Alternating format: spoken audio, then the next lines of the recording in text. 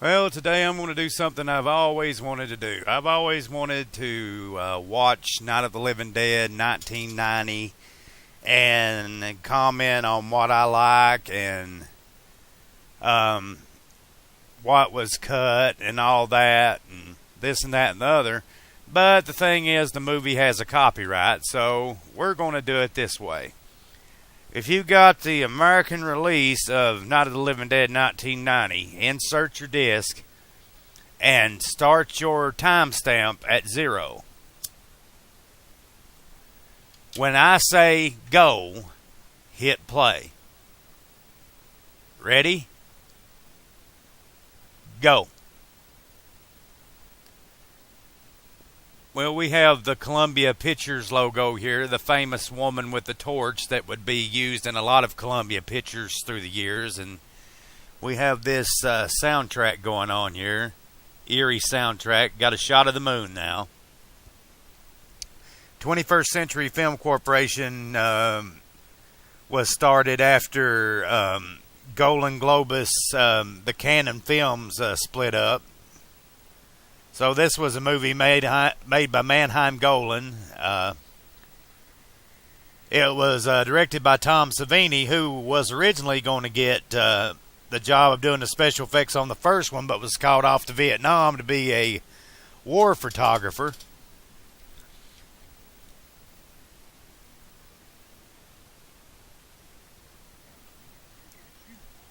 That's the famous line from the original 1968 classic. Now, this was actually supposedly Tom Savini's car that he allowed for use in the film, the first car he ever owned.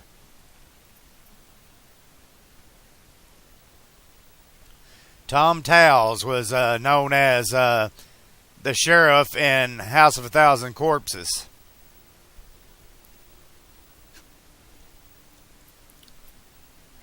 William Butler was famous for being in a bunch of movies, including Friday the 13th Part 7 and Texas Chainsaw Massacre 3. We got Bill Moseley there. Bill Moseley was famous for playing Chop Top in Texas Chainsaw Massacre Part 2, as well as House of a Thousand Corpses and The Devil's Rejects.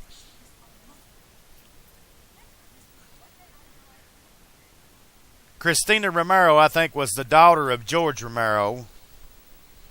Most of the creative team from the original Night of the Living Dead come back to do this one because of Night of the Living Dead falling into public domain.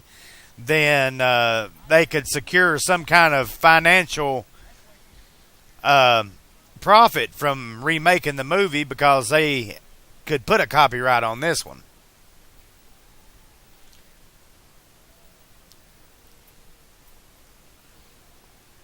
And not for certain, but I think this was shot at the same cemetery that the original 1968 classic was shot at, which is in New Jersey. I take that back. Philadelphia, Pennsylvania.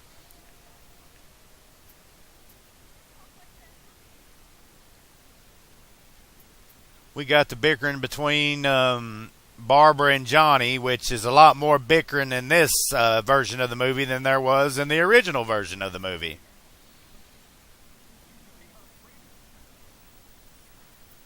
George Romero came back to executive produce this movie.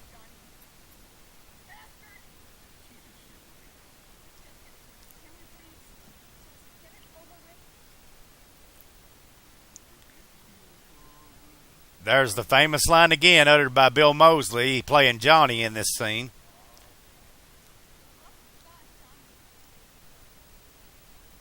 They're horny, Barbara. They've been dead a long time.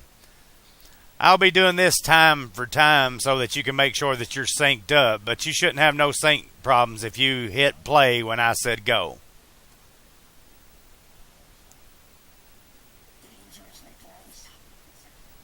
Now, in the original, Johnny and Barbara went to visit the grave of the father. It's the mother in this one.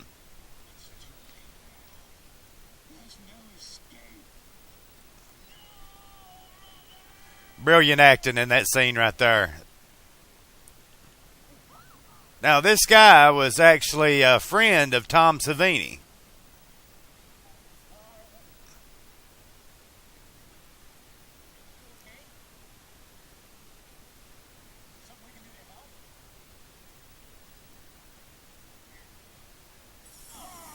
Now we have the first mummy attack, which is slightly different in this version because Johnny ran off in the original 1968 classic to leave Barbara to fend for herself, and then when Johnny seen that she was attacked by the zombie, then Johnny came back and fought with the zombie.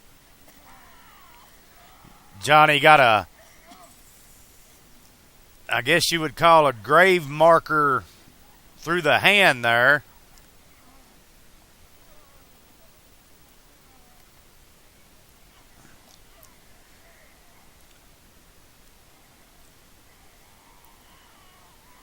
Boom! That hurt. That hurt like hell. I could feel it.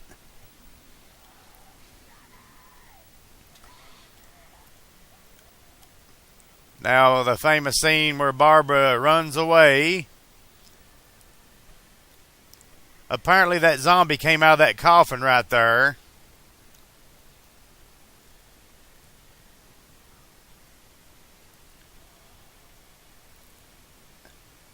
It would be at this point, if I was Barbara, I just would have took off for running and got away instead of fighting with the car.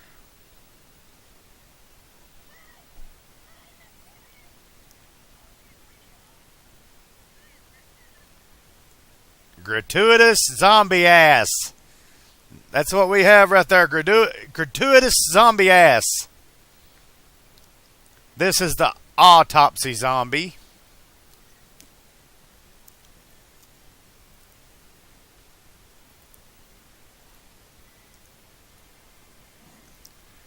Great special effects there by Tom Savini on the autopsy zombie. Now here's another famous scene taken from the original. But the difference here is the zombie has a brick. In the original it was a rock and there was only one zombie in the scene.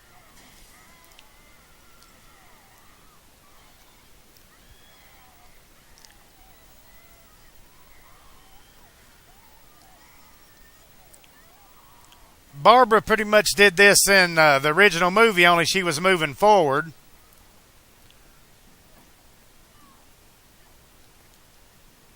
And here we go. Bam! Now, is Barbara going to sit here and just be a victim, or is she going to run? She is going to run.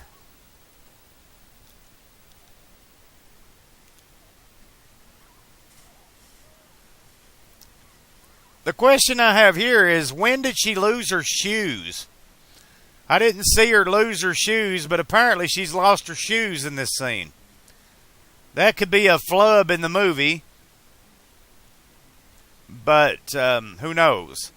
Based upon the original screenplay, Night of the Living Dead, written by John A. Russo and George A. Romero. John A. Russo would go on to make Return of the Living Dead in 1985, or write the book or screenplay it was based off of. Then Dan O'Bannon made it his own. George Romero wrote the screenplay for this version.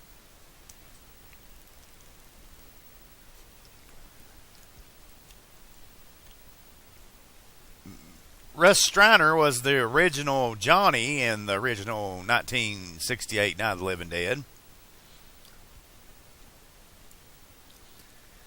I mean, it's clearly daylight, but this scene just looks really, really creepy.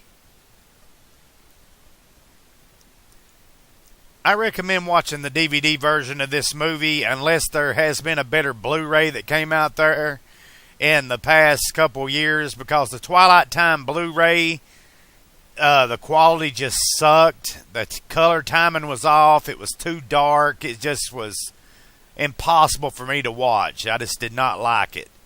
The colors that they used on the DVD version are a whole lot better than the Twilight Time Blu-ray, which I think's out of print now anyway, so it really don't matter. Got a horseshoe hanging there. That leads you to believe that it's in the country, because people would hang horseshoes on their doors as a symbol of good luck, but we're in the middle of a zombie apocalypse now apparently, so it's not good luck. Granted, I'm not going to try to give out any spoilers in this commentary, but if you've not seen this movie by now, where in the hell have you been under a damn rock? This movie is 28 years old. The shame of it is I can't put the movie up to where you all can actually watch it, so I hope that you all have the movie, whether you have to get it from Amazon on DVD. Hell, you could probably get a digital download of it from Amazon and still sync it up to the digital download just by hitting play when I tell you to. Now we got Barbara walking around the house trying to see if there's anybody in here. We got the eerie piano music playing in the background.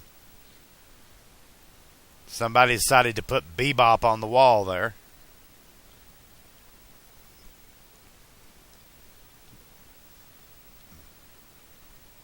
Blood's hitting her in the face. I wonder where that blood's coming from. It's a hand. How did Thing make a cameo in this movie?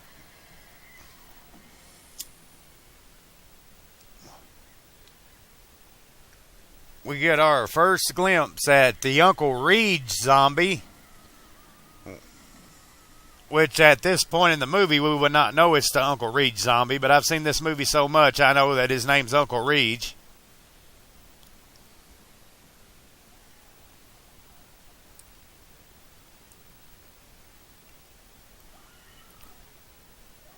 And according to the documentary material on the DVD, the guy who played the Uncle Reed zombie used to be a police officer, and about 5 weeks prior to him doing the scene where he falls, he had been in a car accident, like messed his spleen and a bunch of his body parts up, but he's still done it 5 weeks later. That's what I call a trooper. And now we have this mysterious truck pulling in front of the house, and who could this be? Why, yes, it's Tony Todd playing Ben in this movie. The original starred Dwayne Jones as Ben.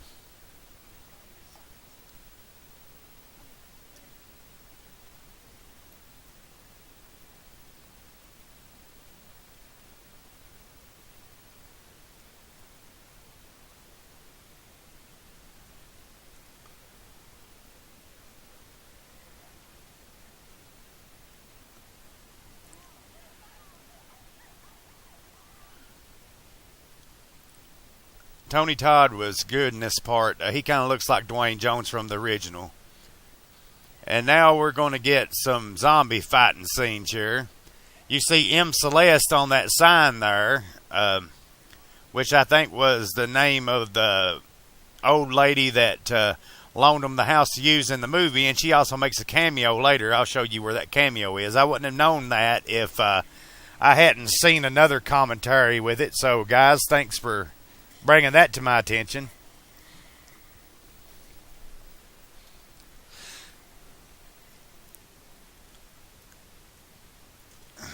As Ben's fighting off the zombie in the kitchen, we see Barbara here grab a fire poker.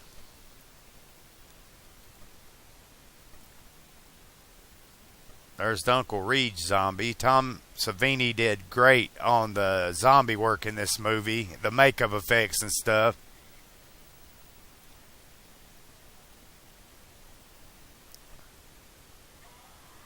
Now, this scene was more violent than we see now. The MPAA cut it. There was a lot more hits beside the head and stuff like that.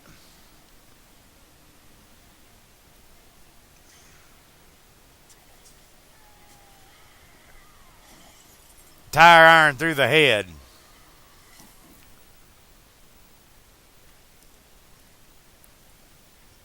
Now Ben's getting rid of this zombie here.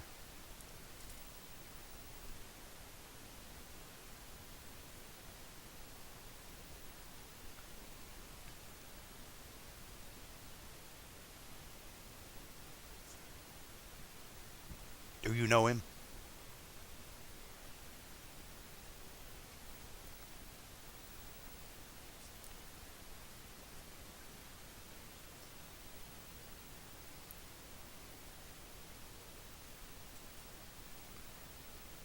Ben's like about to discover that Barbara, this is not her house.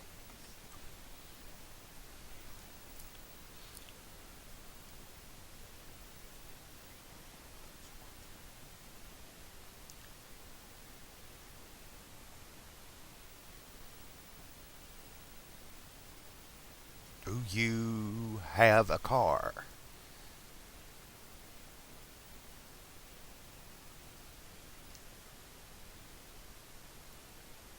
Apparently, in the 60s, a lot of people would not watch this movie because the heroine was a black man, due to the racial tension and all that stuff. But still, the movie made in 1968 $40 million, dollars, which was a lot of money back then, considering that the economy was not as bad as it is now. So that was quite a bit of money. But sadly, George Romero and the crew never seen none of it because the original name of the original 68 classic was called Night of Anubis, which then they changed it to Night of the Flesh Eaters. And then they found out that Night of the Flesh Eaters was already a movie, so they had to change it to Night of the Living Dead. And when the prints came back, they didn't notice it, but there's no copyright notice, so it fell into the public domain. Little jump scare there.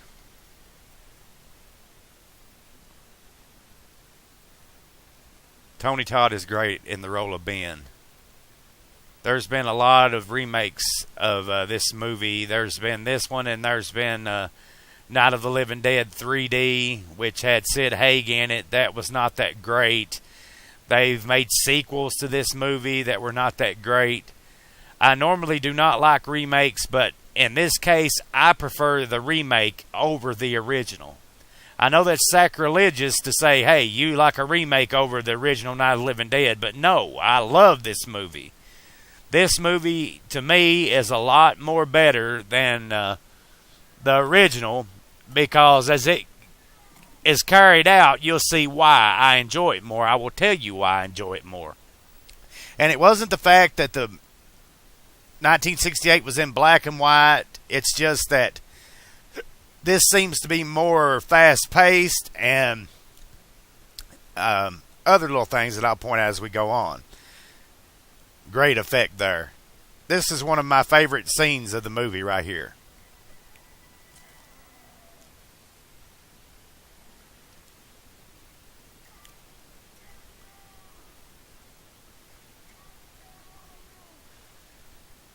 Now, we did not see that kill is what makes it so much more vivid in our heads. And then the fact that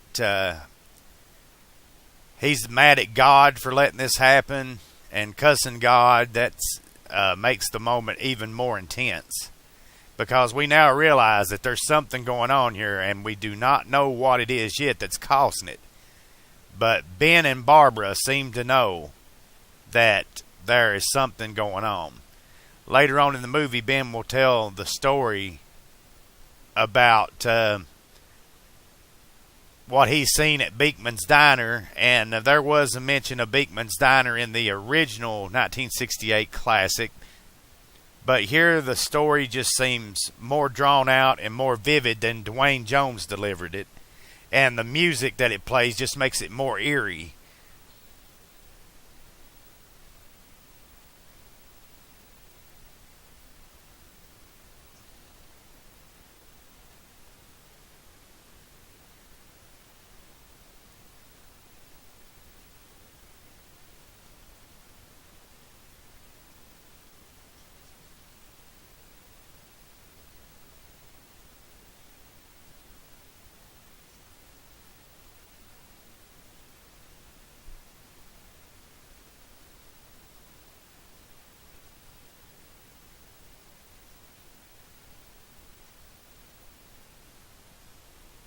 Barbara.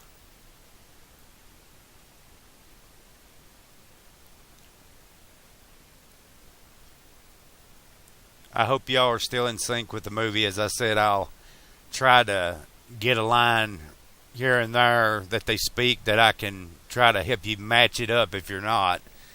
But you should be seeing Barbara right now. Yeah, we cut to Ben. Nobody knows. Which has been said, nobody knows what's happening right now. I mean, now we got some eerie scenes as night begins to fall.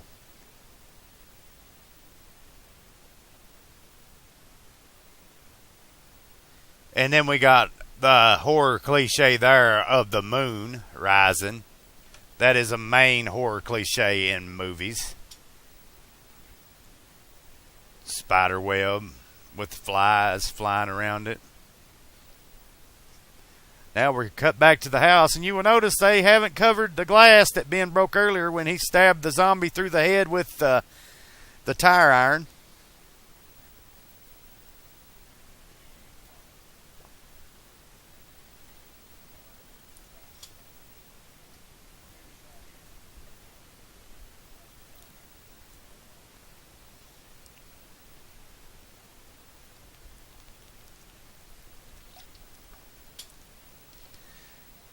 Little comic relief scene here.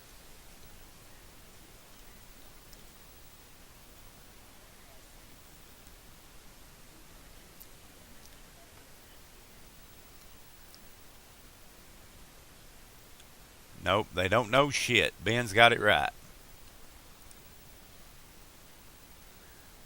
Ben finds the toolbox here.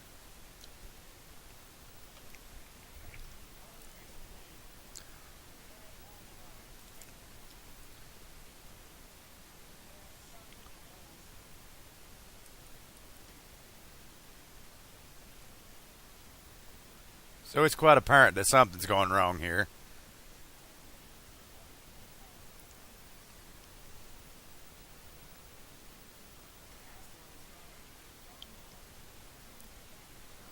Now that would have been some interesting stuff for a prequel if they made a prequel showing like how everything went to hell and maybe showing the Evans City good old boys trying to round them up in trucks and all that.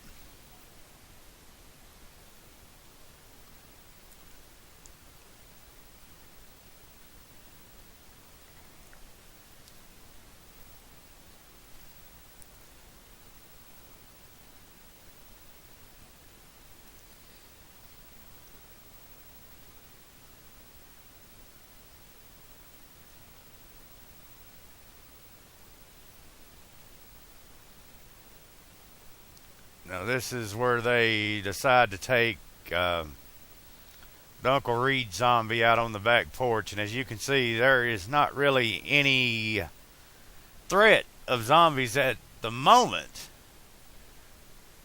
And it's actually quiet and peaceful and serene, but the music just makes this really, really creepy.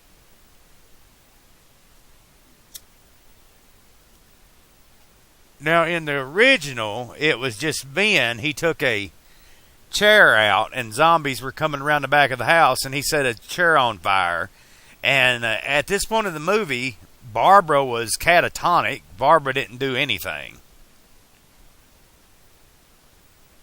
Barbara in this version is way better than the original because Barbara actually throughout the movie, as you will see, is not just a catatonic wreck.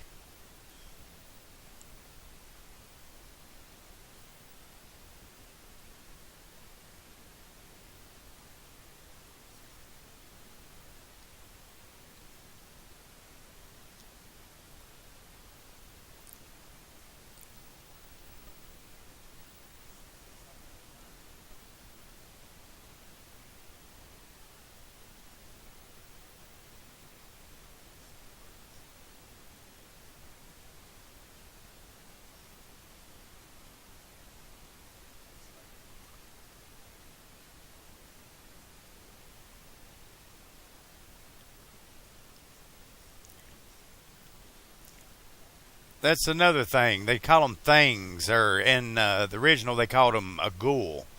But the word zombie was never really mentioned in Night of the Living Dead, the 1990 remake, or the original 68 classic.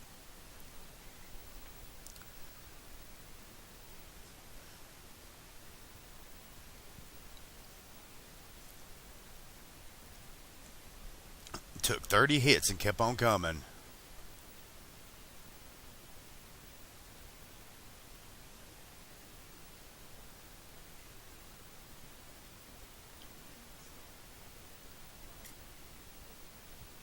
get them in the head.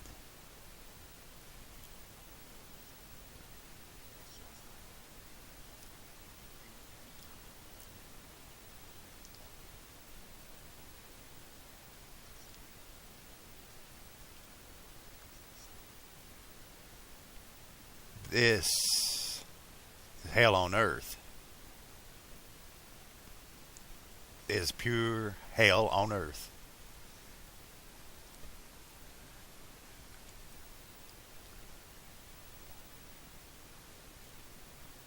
Now we got a nice outside shot of the house and gas pump, which is showing places where they need to go.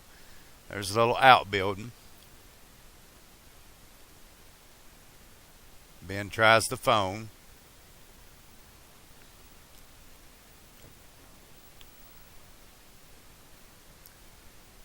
Even though this is about zombies, it's basically a survival test of how you can work together and survive a bad situation, whether it be war or what.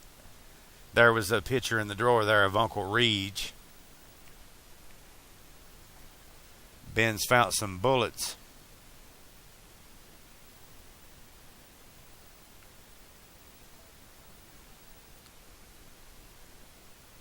Either that or somebody just like to stock up on bullets, one.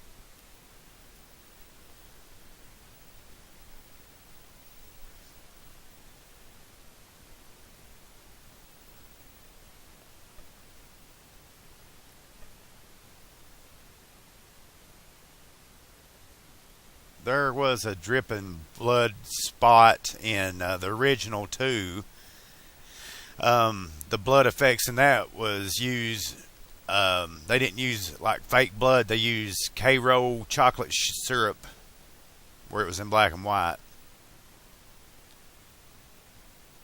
Apparently, whoever this dude is, he got his hand bit off and blew his brains out. We'll find out later in the movie, I guess, who this particular person is.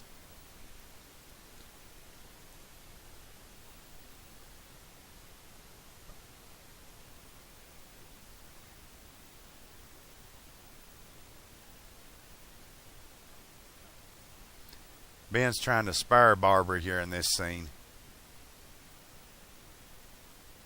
Covers his face because it probably stinks a lot. But he found the gun.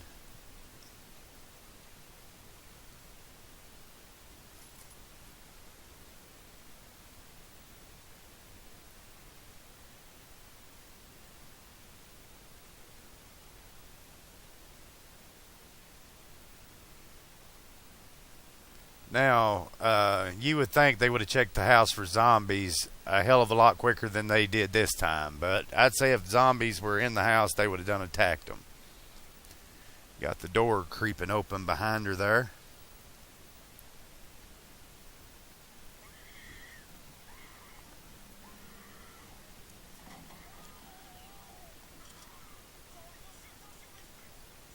There's William Butler playing Tom. And Tom Towles there playing Harry Cooper.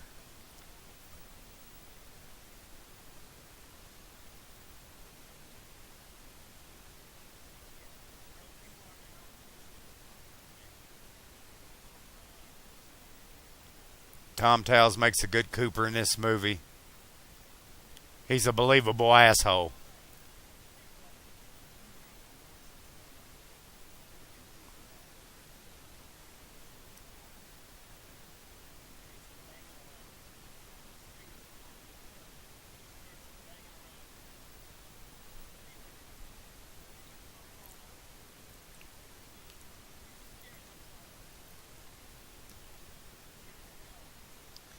Got a Pittsburgh Steelers hat on there, Tom does, and you'll notice in later scenes you can see his shirt better. It's Iron City beer. Iron City beer was what all the good old boys was drinking in Dawn of the Dead when they was shooting the zombies in the field and stuff.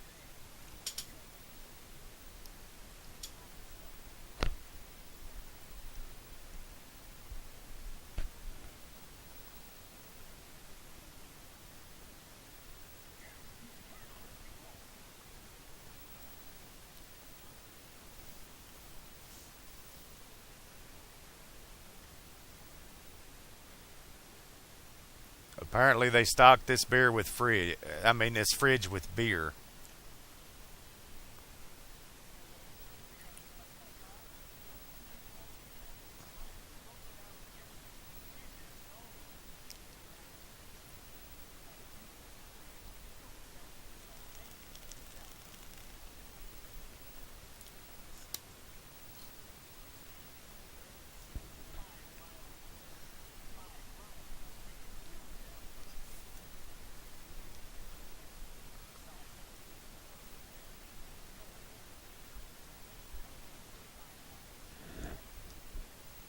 So apparently, Evans City is the closest to them, and it's pretty much a war zone. I guess overtaken by zombies and all this shit. So they've got to find some gas. That's the pivotal moment in this movie and the original. They got to find some gas for the truck to get out of there.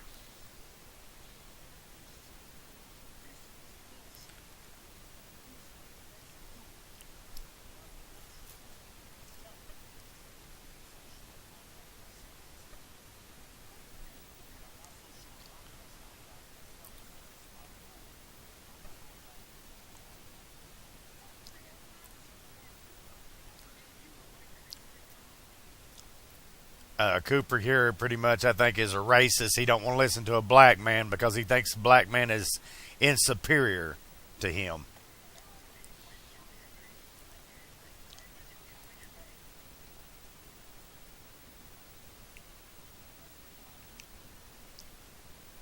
Same here, Ben. I don't like him very much either.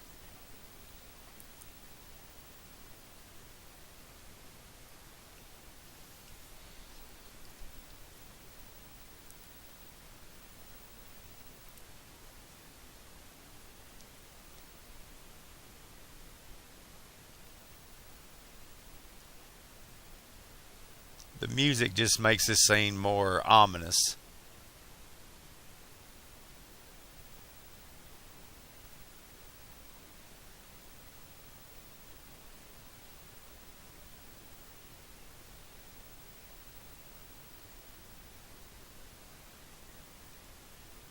I swear to God, you made a mistake. A mistake. I'm trying to help y'all keep in time, but I just think I screwed y'all up there.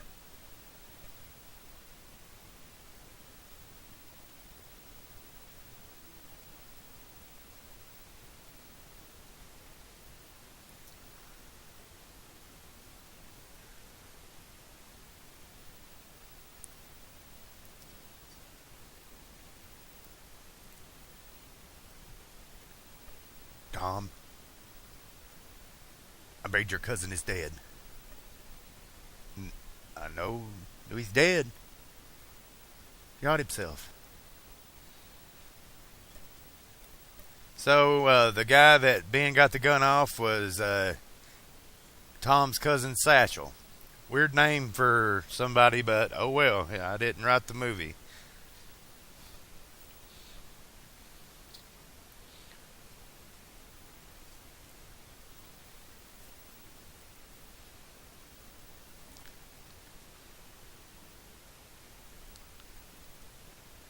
Now we got zombies coming in. They know they're there.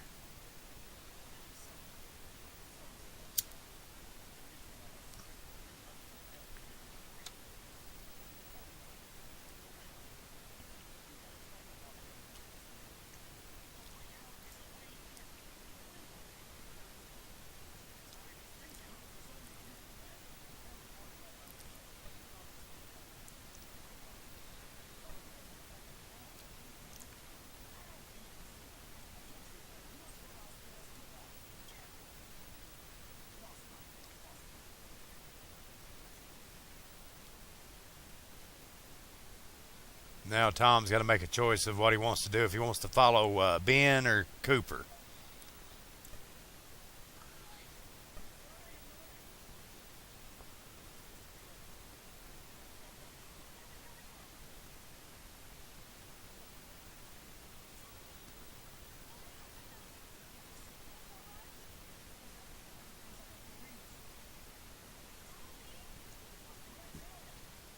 Then we got the kiss there. Huh.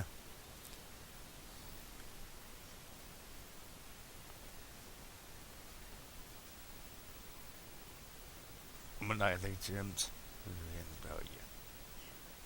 You lame brains. You'll die up here.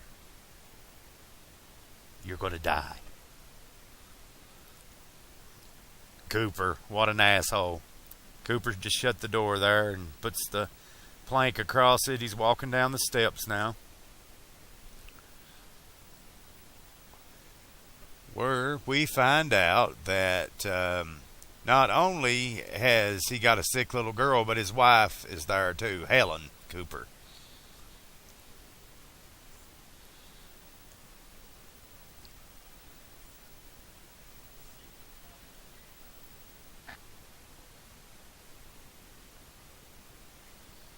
So they've got their plan. They're going to board the place up.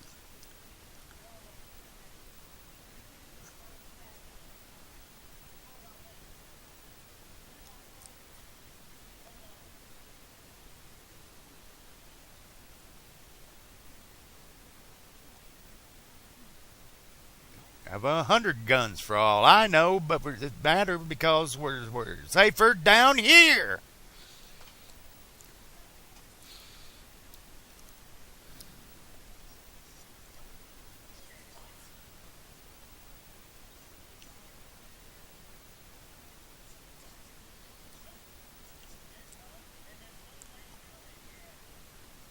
Cooper and Helen fighting. This is a typical fight, but only in a zombie apocalypse type setting.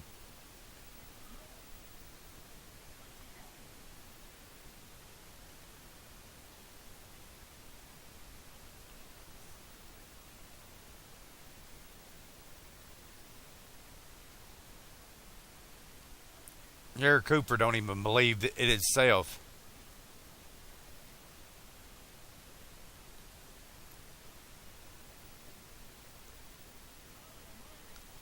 You bunch of yo-yos.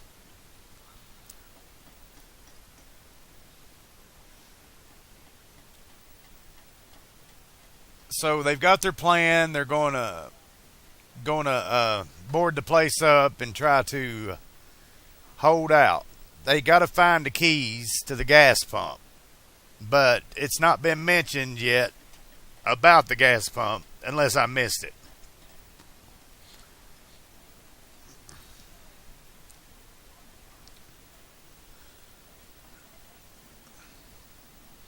The legs came off that table awful easy.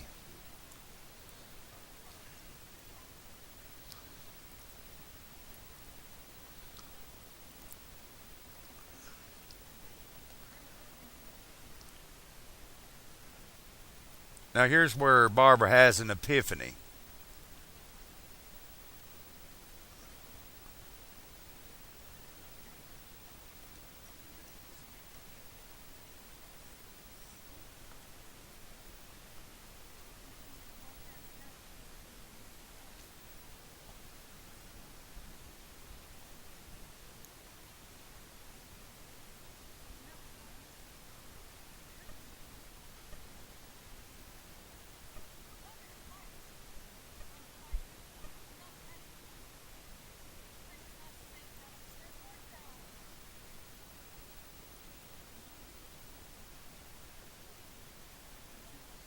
So Barbara's smart there. Actually, they should have left. Because as of right now, there's not that many zombies around. They could always left Cooper and Ellen and the kid down in the basement and went and found help and came back. Surely to God, with Tom and Barbara and Judy Rose and Ben, they could have got somewhere and actually got help. But no, they wouldn't listen to Barbara.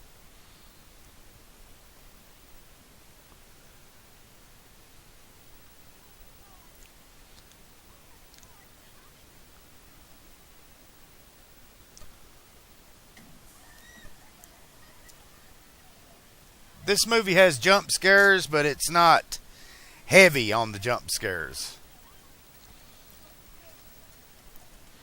Also, the MPAA butchered it. I'll show you some scenes later on in the movie that the MPAA butchered.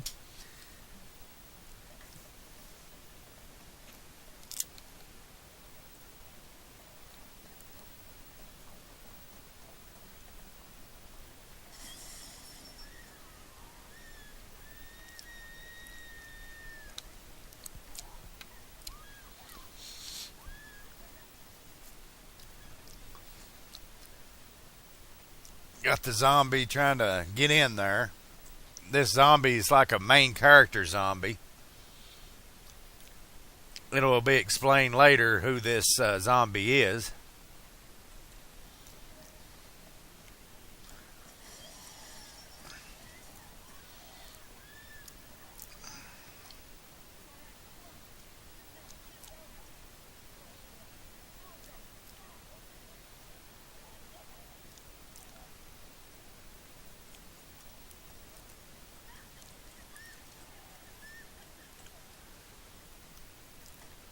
As I mentioned earlier, the zombie effects are great in this movie. I know there's been some spots where I'm being very quiet. It's because I get enthralled in the movie. And this is a movie, no matter how many times you watch it, it is still good. You will notice something different every time you watch it.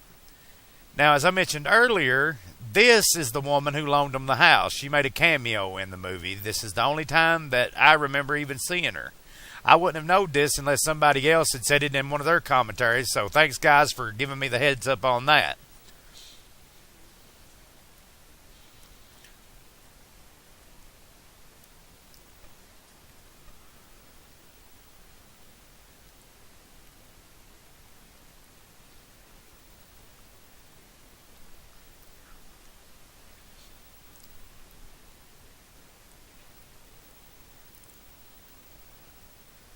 Now, Ben is going to go up here and cover the body up because it being Tom's cousin and stuff, he don't want Tom to have to see what became of him.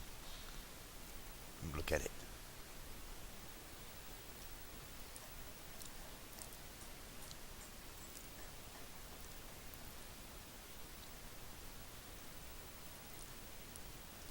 Now, in the original movie, Barbara was pretty much catatonic. As you see in this one, Barbara's actually helping nail the place up. Barbara did not do that in the original.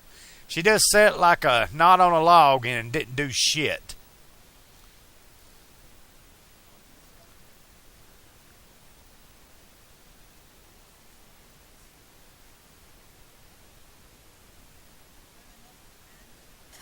No good.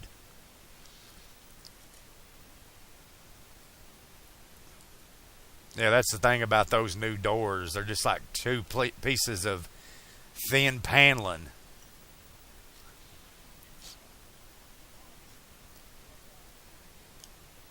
Well, they found a TV.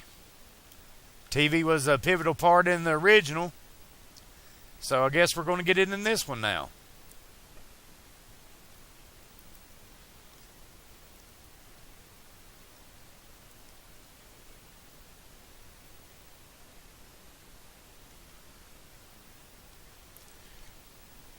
Yeah, it's this point that you know that this is widespread. It's just not in this area of the world.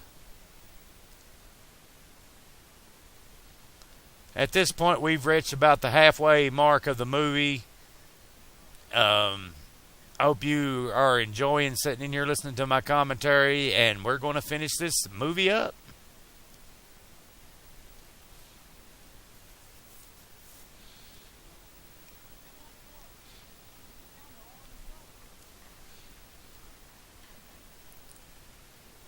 So there's old doors in the cellar that they could use, but now we got to figure out how in the hell they're going to get them where Cooper wants to be an asshole.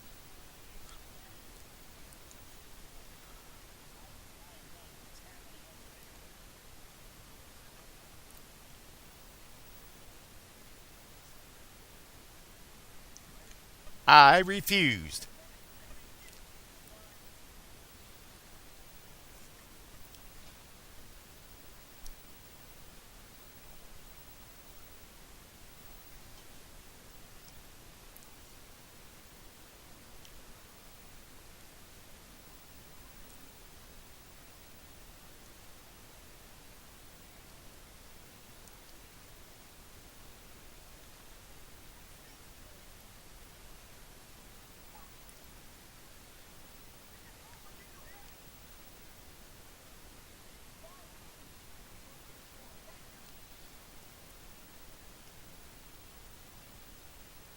we sense now that the danger is getting more as more and more zombies are outside.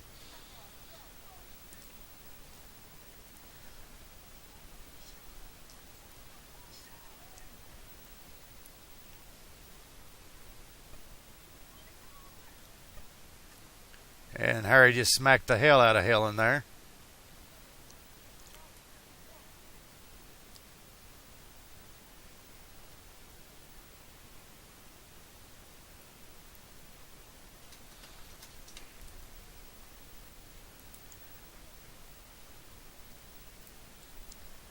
Well, I was going to try to do this whole movie without having to do anything, but I have to run to the bathroom, so I'll be back as quickly as possible as you continue watching Night of the Living Dead 1990. Sorry, folks, but when the shit pains hit you, you've got to go.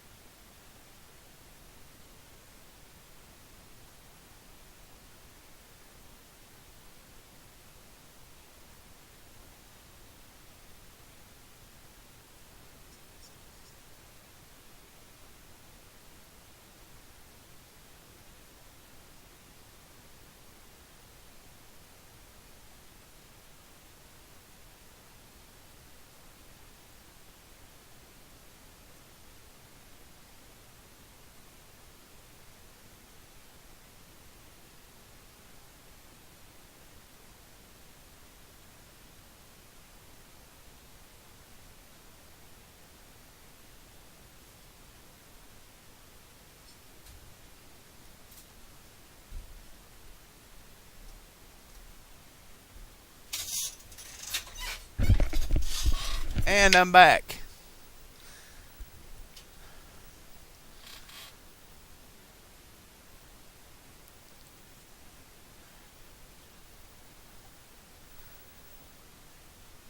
So I missed a little bit of the movie with you, but not much. We're good. Hi. Since you ain't doing nothing, Koopa, you want to start looking for those keys. Okay, that's to help y'all get back in to sync if you got out of sync. It's a truck.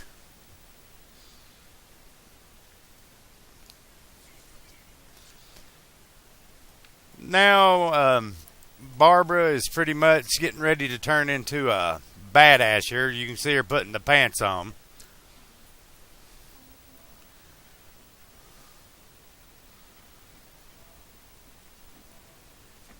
And what I missed while I was in there dropping some ass was Ben met Helen for the first time. Here's like a pivotal zombie in the movie, like I said, main zombie. And we'll find out here in the next 5 minutes, probably not even that long, who this zombie is.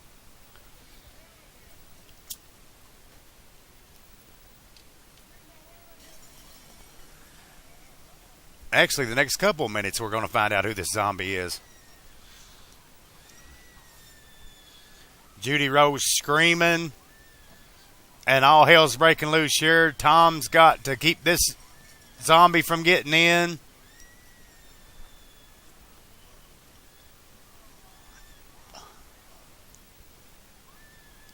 Now, coming up is a scene that was cut by the MPAA, and I'll try to point out what actually was cut.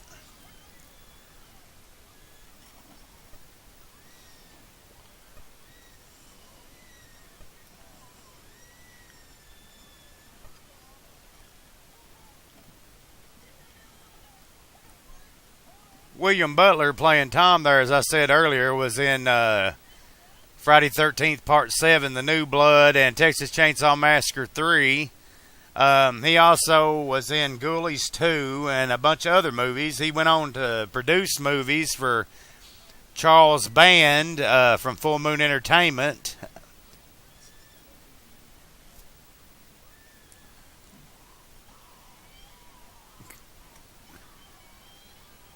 Ben just hit the zombie with the hammer in the hand. Had to be a rubber hammer because I don't think they would use a real hammer to hit a zombie. Now here's a recreation of the music box scene from the original, sorta.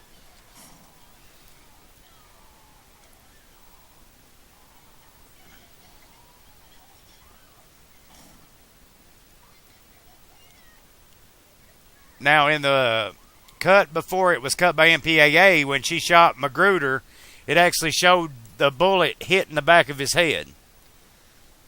But they're coming right for us.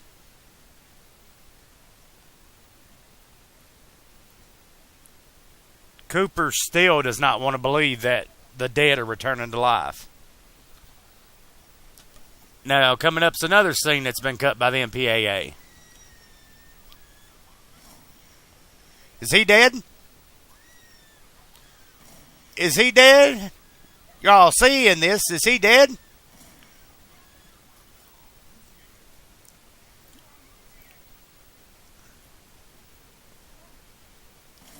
Now, when she shot that zombie in the head, there was a spurt of blood that came out the back of the head that the MPA cut to keep this movie from getting an X rating.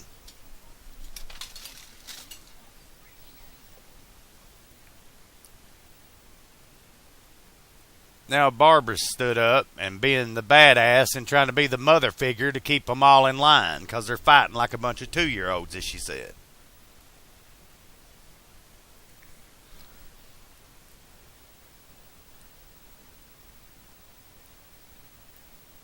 At the sound of the beep, we will be 53 minutes in. Beep. We're 53 minutes into this movie now. So, there's going to be a lot of action starts here in a minute, and a lot of stuff. It's going to go really, really quick. In a way, I hate to see the movie over. I enjoyed this movie a lot. This is my top favorite remake of all time.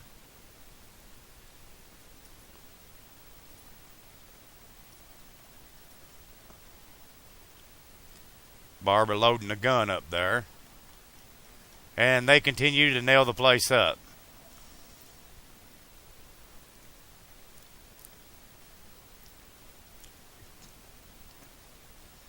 And Cooper does not want to really help them do anything.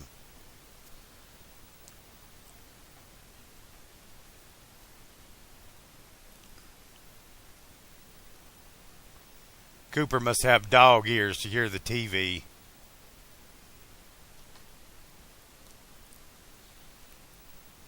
So we got Cooper here sneaking away upstairs.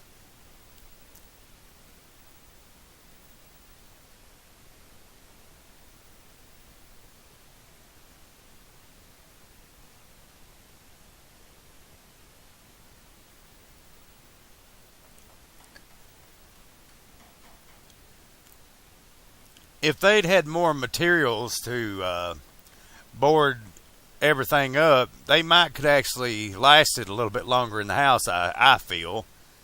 But they should have took Barbara's advice when Barbara said they're moving so slow and got the hell out of there. That's what I would have done. Cooper has discovered the TV.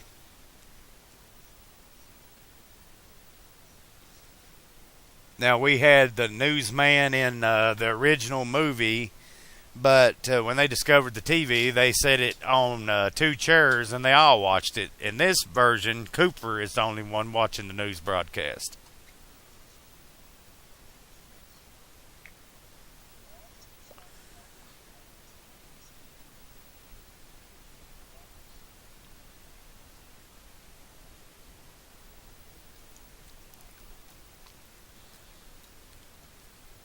Cooper kindly believes it there for a second, but then he denies it again.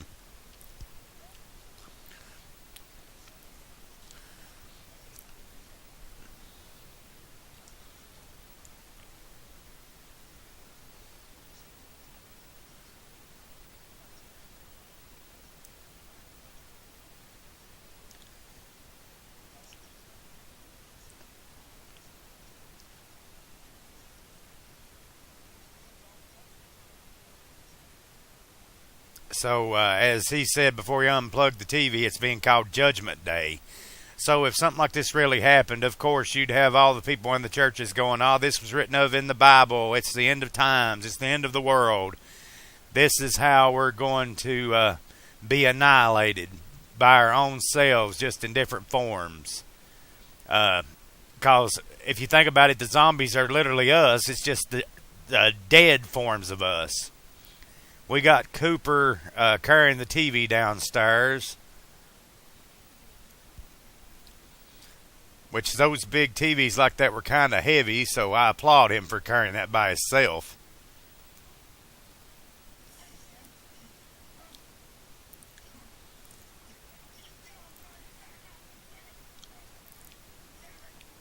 And there goes the TV.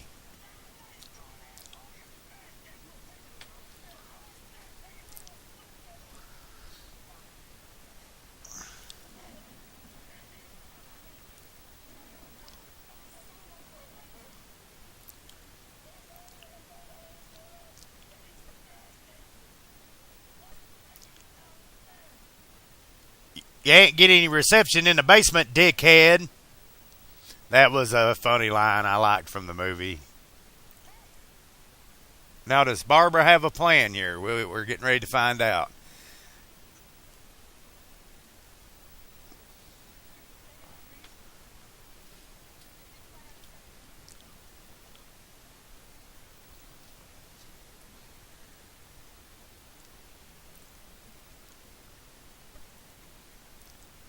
As you can see, they're surrounding the house now.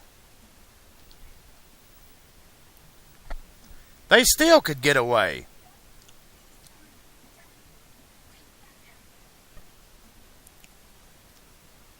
They still could get away if they wanted to. But they've not done it, but they still can get away. Now, here is the cemetery zombie. The one that Barbara fought with earlier. Now she's going to get revenge on him for killing Johnny.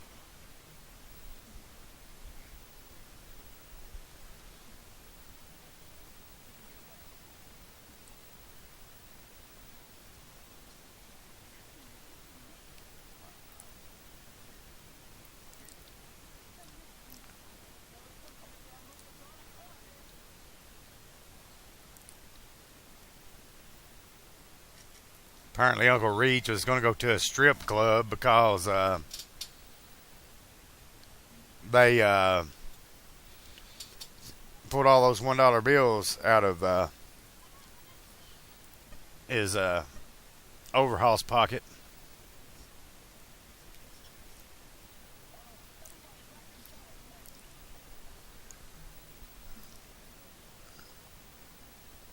Funny how no zombies came around the sides of the porch like they were earlier.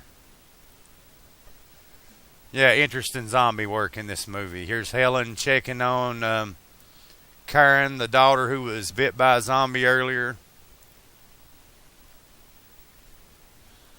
Tom's got that Iron City beer shirt on. Now they know that shit's about to hit the fan. There's way too many of them outside now.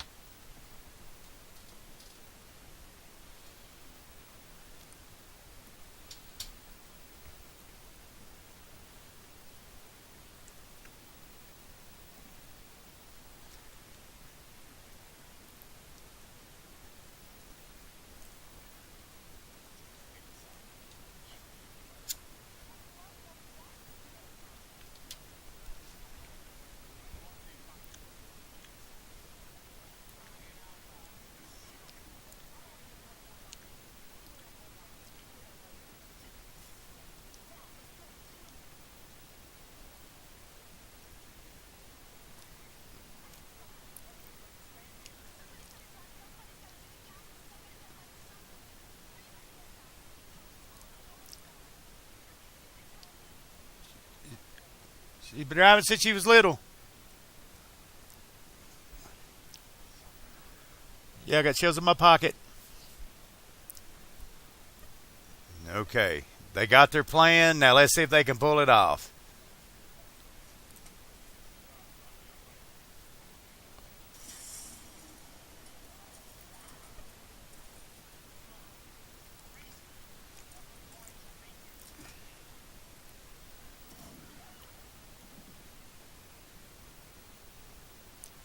Nice zombie with a knife sticking out of him there.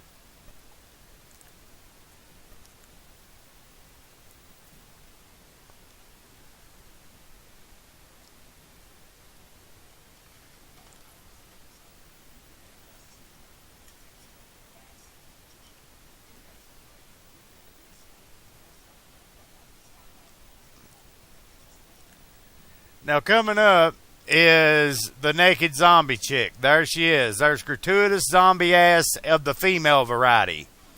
There was also a naked zombie chick in the first one. Now you'll notice here that when they get in the truck, they're getting in a Chevrolet. Okay, everybody talks shit about Fords, but wait till you see how bad this Chevrolet is.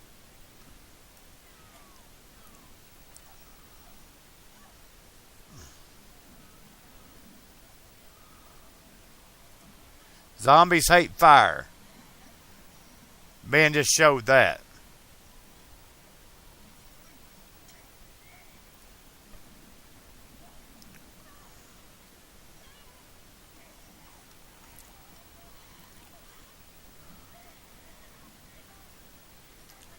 Another thing about zombie movies until Return of the Living Dead, zombies just wanted to eat human flesh in general. With Return of the Living Dead, it was all about them having to eat brains because brains made the pain of being dead go away. But in the Romero zombie movies, they just ate the flesh, as you could tell in the sequels like Dawn of the Dead, how they rip the guy's guts out, Days of the Dead, and they just eat like human flesh. Now here's another scene that was cut by the MPAA. Tom shoots this zombie and the head explodes, but the MPAA cut that out because it was too violent. Ben trying to fight his way off the porch and get in the truck now.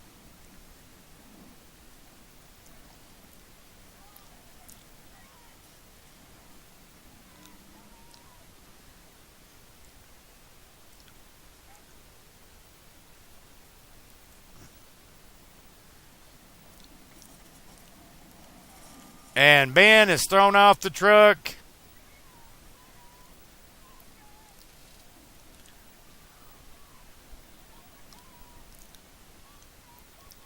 Now, Ben had found this truck abandoned, so this is not Ben's truck. But still.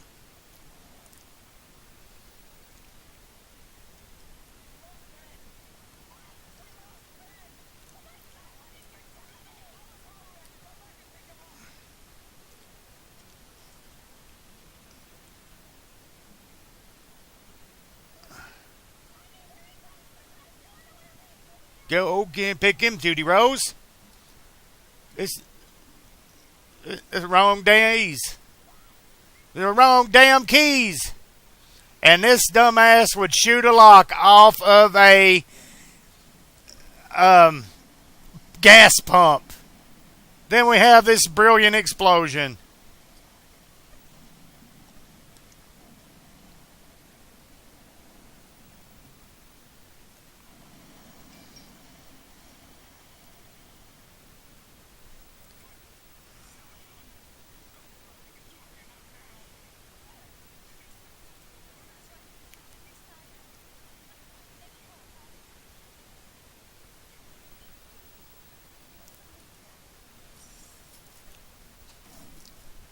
So now Ben's away from the house and is trying to fight his way back.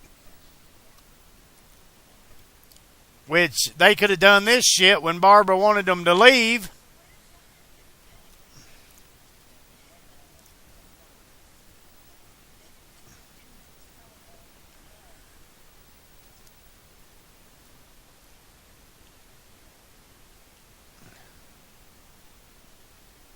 She's gone.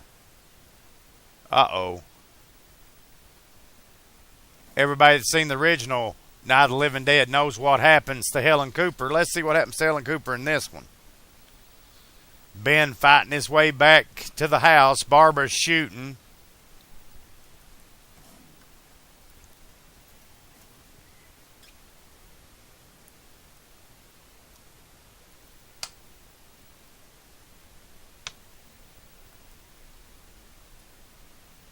And there she is. It's Sarah in this movie. The girl's name was Karen in the original, I believe. I might have got that wrong earlier in the commentary. But in this one, she just bites her neck, and the blood shoots on the garden trowel. In the original, Sarah stabbed her mother to death with the garden trowel and ate her father's arm.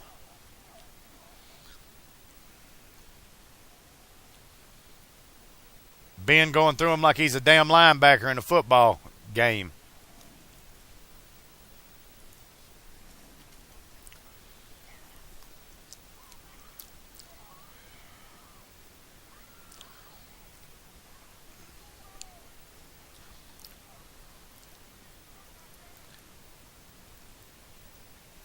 Now the zombies are all going for Ben.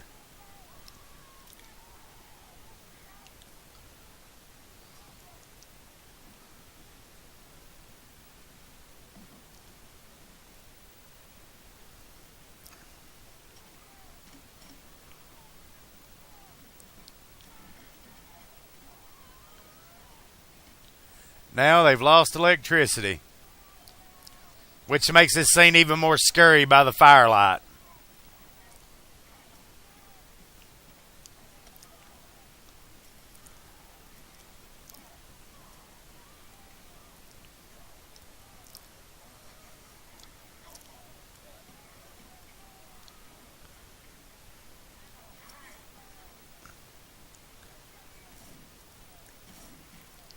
Yeah, let's just blast away and not really hit anything.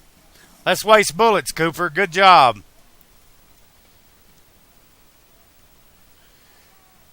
Now, here's what don't make no sense. Cooper runs downstairs. I guess there must be some more bullets down there. And runs back up with the gun. But why didn't Sarah attack Cooper? Where was Sarah? Was she munching down on her mother in the corner or something? And Cooper just didn't see her? This just does not make any sense.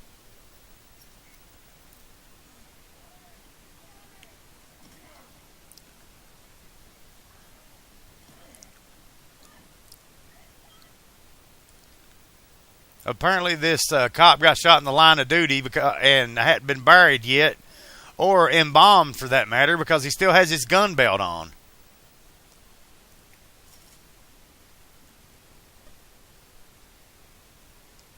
Now Cooper sees Sarah. Sarah?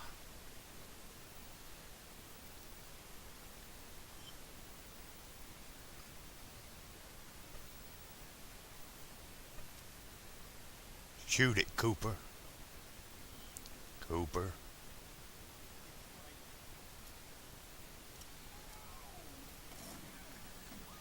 And Cooper has shot Ben. Which did not happen in the original, I don't think.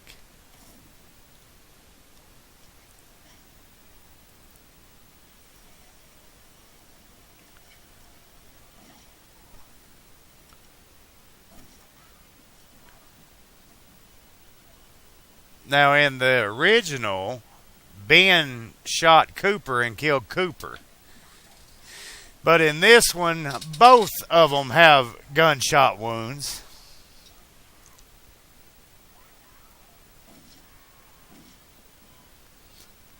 Cooper thought he was in an action movie there with that jump. We kindly had some of the bloodshed there. I guess the MPA allowed that to stay in. And now Cooper discovers another hiding place, an attic.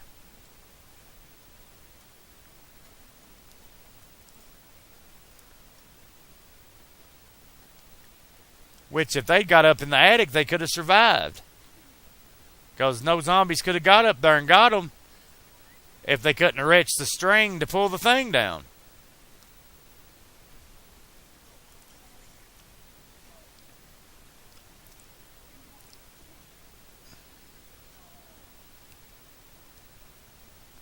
Barbara does not want to leave Ben at this moment, but she knows she has no choice.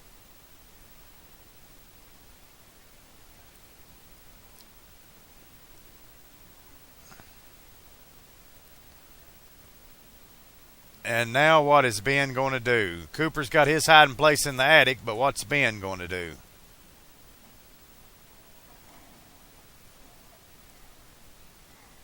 Zombies are all breaking in now. We're pretty much done with this movie.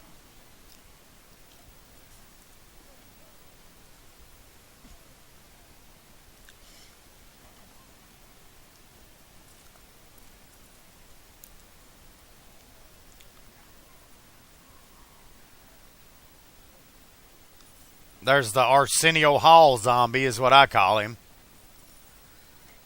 Arsenio Hall really didn't play a zombie in this movie, but I call that the Arsenio Hall zombie for some reason. And there's a John Bon Jovi zombie coming up. I'll point him out.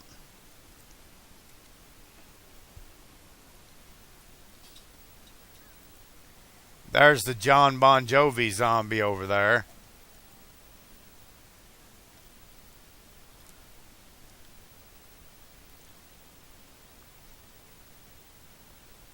There's the, what I call the Otis Campbell zombie.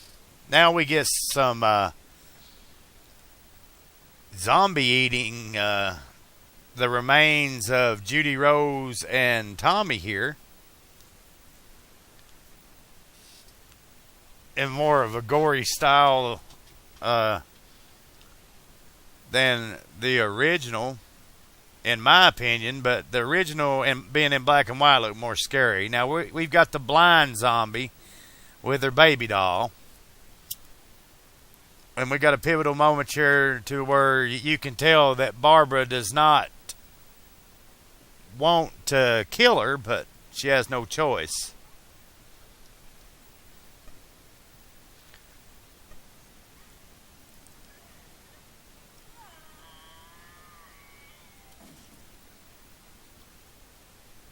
Or at least I think it was a blind zombie. I could be wrong. Now all this stuff's finally starting to get to Barbara about what they've been doing.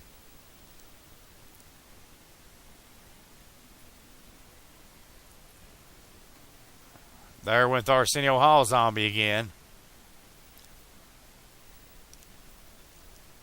At this point, the house is full of zombies, and the only thing Ben's got to hope for is that 2x4 that's holding the door shut is going to keep that door shut.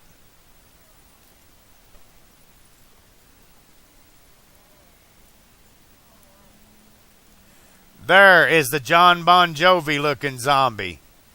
Which what's weird about this scene is it showed him in the house earlier, so why is he climbing through the window again? I hope I was not the only one that noticed that. Now, Ben knows that something's went wrong because he's seen blood on the garden trowel. And there is Helen Cooper, now zombified. A shot to the head, and he's dealt with her. Now, pretty much, it's all up to that 2x4 holding so that the zombies can't get in on Ben. So let's see what happens here. This is kind of a weird scene with the zombies. It's like playing drums on Uncle Regis' stomach. We got the heroin zombie here with the needles in his arm. Great special effects by Tom Savini. They hired a bunch of extras to be in this movie. Zombie finds a field mouse. What's he going to do with this?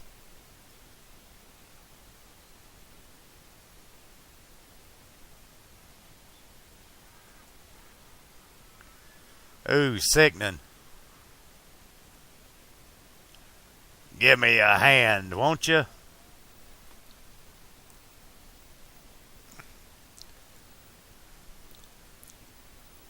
I'm pretty sure this scene here was more violent and vile than in this version 2 of the zombies eating people. But the MPAA, they really raped this movie like they did Part 7 of Friday the 13th.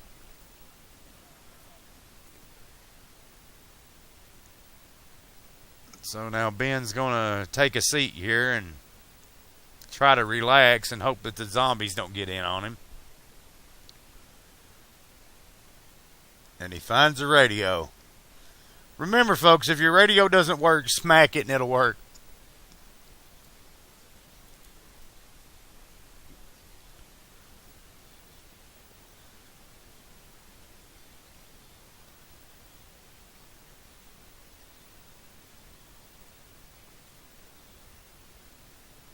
So they're confirming it 1989, even though the movie came out in 1990.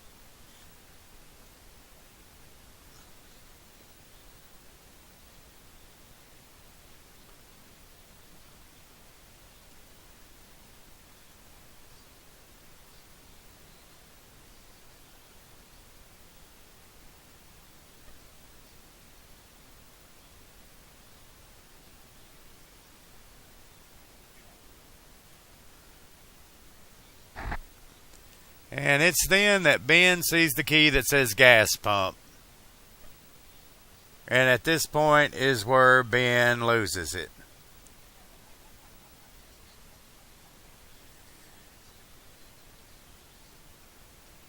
And this, the dying of the lantern light here is just so creepy and eerie.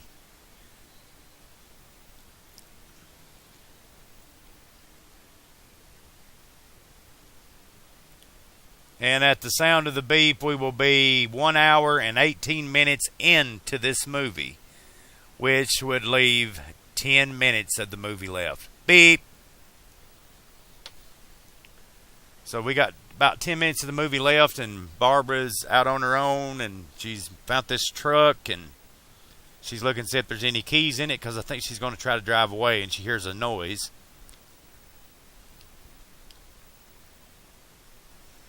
This is an eerie scene because it's so quiet and shit, and you don't have any clue what's making the noise. And apparently she's being shot at.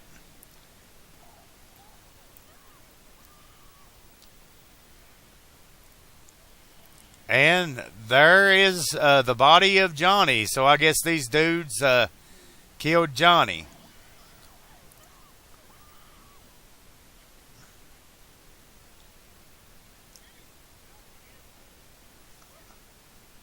What in Jupiter's balls are you doing out here, little lady?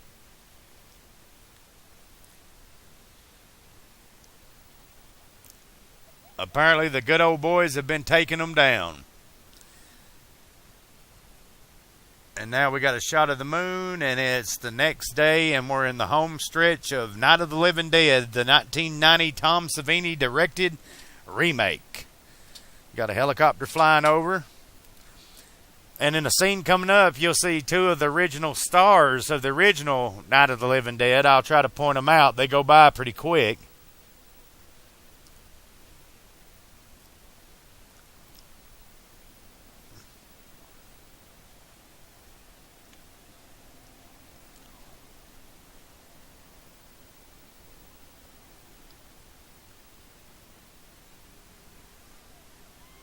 The rednecks having their fun with the zombies.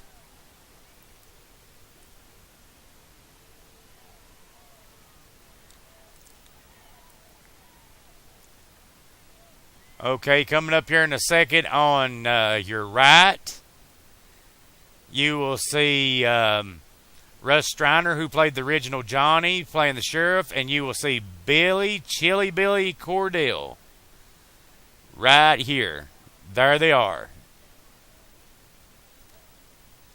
Which Chili Billy was the reporter in the original, and Russ Striner played Johnny in the original and also helped with the production and all that stuff on the original 1968 classic.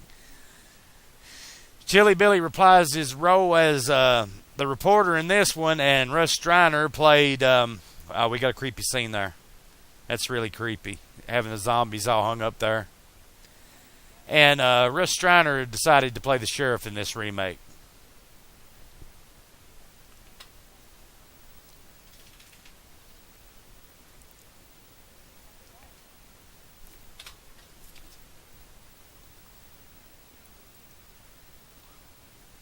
Gotta love the rednecks.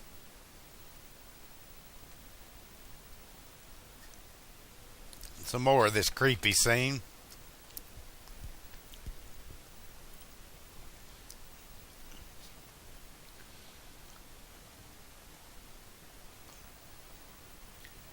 And now we see that the cavalry is out in full force. They're getting ready to make their bonfire.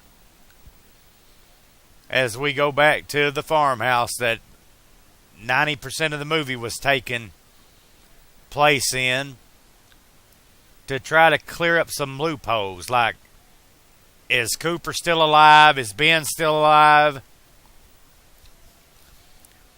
Barbara hears the chainsaw, so she automatically enters the house, hoping that Ben is still alive. So let's see if Ben's still alive.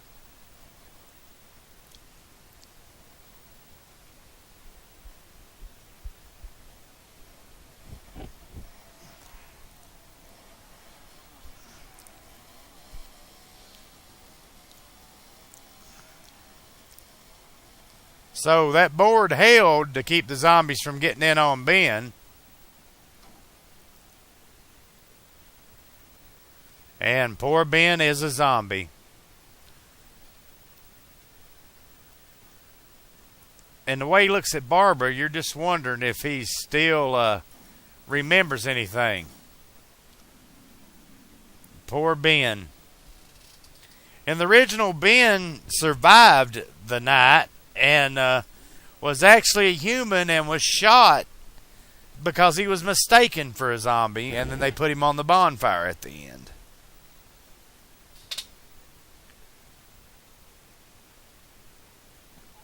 And apparently Cooper's still alive and not a zombie.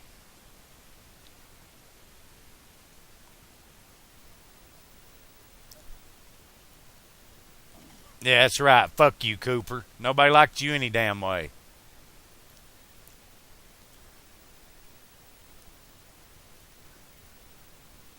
Okay, and now we've reached pretty much the end of the movie. We're greeted to this kick-ass tune over the end credits, which I enjoy quite a bit.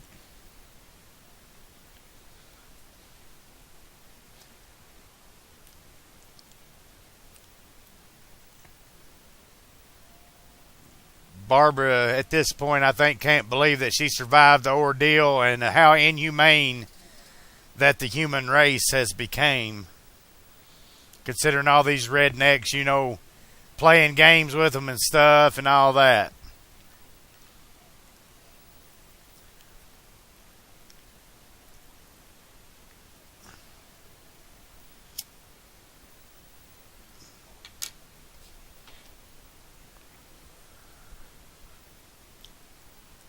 And now we've got the old photographs, which is pretty much the way the original 1968 classic ended. But these have an orange tint to them and are made to look more grainy and all that. And the shots of her eyes, I believe this is trying to show from her perspective what she's seeing, which pretty much is these guys are enjoying doing all this. Uncle Reed's zombie pulling him out there for the fire.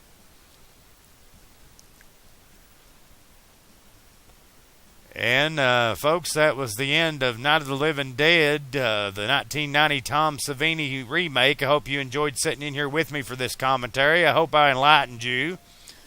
I hope you enjoyed listening to me. If not, then sorry that I wasted pretty much an hour and a half of your time.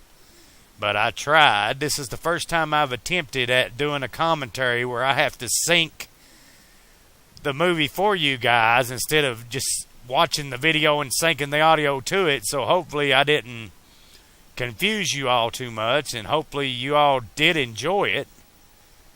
maybe I'll do this on other movies since technically there's no way I can get a what you would call a content ID of this because I'm using no video or audio from the movie, except when I tell you all to match your DVD up by speaking one of the lines.